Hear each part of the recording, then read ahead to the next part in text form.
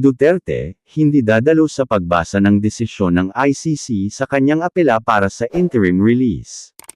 Ipinahayag na ng dating Pangulong Rodrigo Duterte na hindi na siya personal na dadalo sa nalalapit na pagbasa ng hatol ng International Criminal Court, ICC, kaugnay ng kanyang apela para sa pansamantalang paglaya. Formal niya itong ginawa sa pamamagitan ng pag-waive o pagtalikod sa kanyang karapatang humarap sa korte habang binabasa ang desisyon.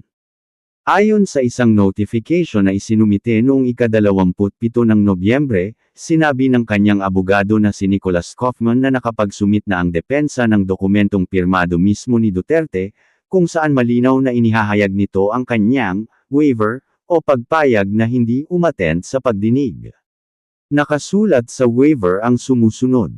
Ako, si Rodrigo Roa Duterte, ay kusang loob na iniiwo ko ang aking karapatang humarap sa Appeals Chamber sa darating na November 28, 2025, 10:30 a.m., at inuutusan ko ang aking mga abogado na sila ang makinig sa ilalabas na desisyon kaugnay ng aking apela laban sa naging ruling ng Pre-Trial Chamber ay tungkol sa Interim Release ICC 01, 2101, 25 hanggang 282.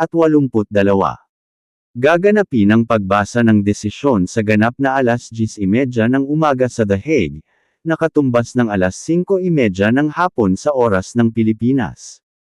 Ipapalabas ito ng live sa opisyal na website, Facebook page, at YouTube channel ng ICC, upang masaksihan ng publiko ang isa sa pinakabinabantayang international legal precedent sa mga nagdaang taon.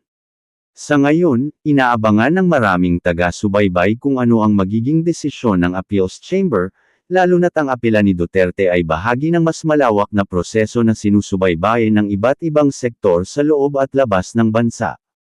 Habang hindi siya personal na dadalo, nananatili namang aktibo ang kanyang legal team sa pagharap sa proseso at sa pag-follow up sa magiging desisyon ng ICC.